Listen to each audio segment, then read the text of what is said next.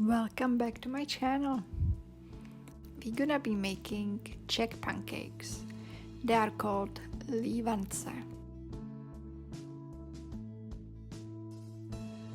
Before we will start, let me explain the difference between active dry yeast, fresh yeast and instant yeast.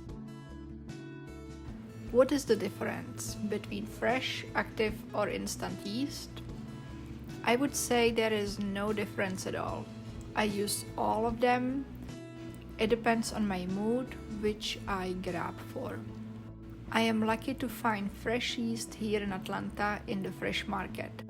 Fresh yeast is soft and moist and needs to be proofed before adding to your recipe. But you're probably using active or instant dry yeast. The difference between those two is that active dry yeast needs to be rehydrated and proofed before using. That means you need to pour warm liquid over your dry yeast. Instant yeast does not need to be rehydrated and you can add it straight in your flour. Let's start on our batter. Always make sure to use room temperature eggs and milk. That will help your yeast to grow. Start by cracking your eggs and adding your sugar, and then slowly add a little bit of flour, mix it in and pour a little bit of milk and just keep alternating flour, milk, flour, milk. And if you are using instant yeast, which does not need to be redehydrated, just mix your yeast in the flour. Your active dry yeast or fresh yeast is sitting on the counter and proofing. Whisk all ingredients together into a smooth, not clumpy liquid. It shouldn't be thick, but it should not be thin either. It's almost similar to American pancakes batter. I like to use hand whisk. It feels like it's fast, but feel free to use hand mixer or standalone mixer. It's up to you.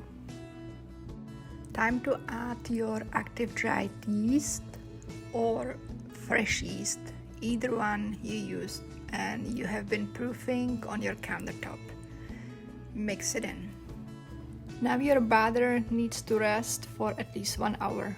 Put a towel over your bowl and set aside in a warm area to let proof. The pancake batter is ready when doubled in size or with very bubbly consistency. The thickness is almost like American pancakes, but with added bubbles.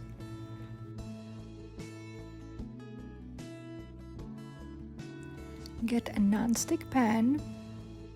You can use a very light brush with oil on the pan's bottom if the pancakes are sticking. Another trick how to make pancakes not to stick is to have hot skillet, but not to burn your pancakes. It is tricky to find your right temperature. This is my setup. I have everything I need nearby me. I make my pancakes on number 7 on my induction cooktop. Your batter will continue to proof as you're cooking, and it might even get a little tiny bit thicker. If you feel like it's too thick, you're welcome to add a couple tablespoons of milk later on, but do not make it too thin. If you make it too thin, it will be hard to pour your pancakes and they're gonna be flat. Also, try to not stir the batter too much. That way the bubbles are not going to get flat. Pour your first pancake on the pan and let it cook for about a minute or so.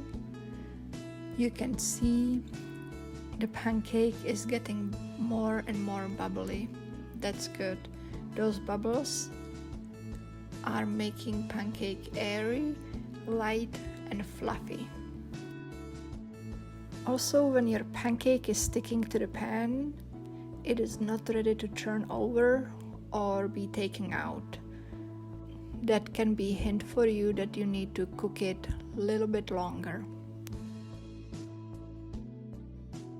When it's time, flip your pancake and let it cook for about a minute. The second turn, it's usually a little bit faster. And this is how your pancake should look. Fluffy, light, and full of air bubbles inside. You can go as fancy as you want with shape of your pancakes. You can do just one bigger pancake. You can make 4 different shapes of pancakes like I have here with a silicone mold, or you can just make small 4 pancakes next to each other. Me personally, I like to do one bigger pancake as it's faster and I don't have to stand by the stove for the rest of my afternoon.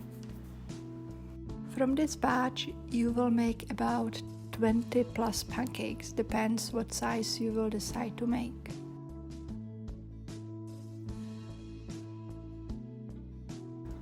And how do we eat Czech pancakes back home? That's one of the big differences between Czech and American pancakes.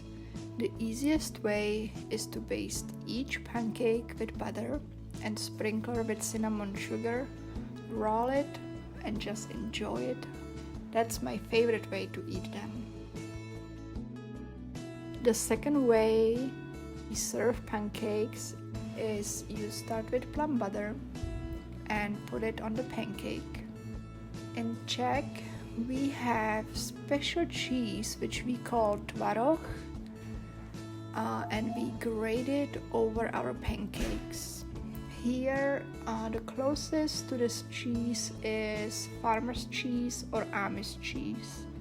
Sometimes those cheeses have a little bit more moisture and you cannot grate it, so you can just break it with your finger and sprinkle over your pancake. You can top your pancake with whipped cream. I would recommend making fresh whipped cream, but what I do is I take sour cream and mix it with powdered sugar, make it a little bit sweet, and top my pancake with that. You also can use whole milk vanilla yogurt, which tastes divine.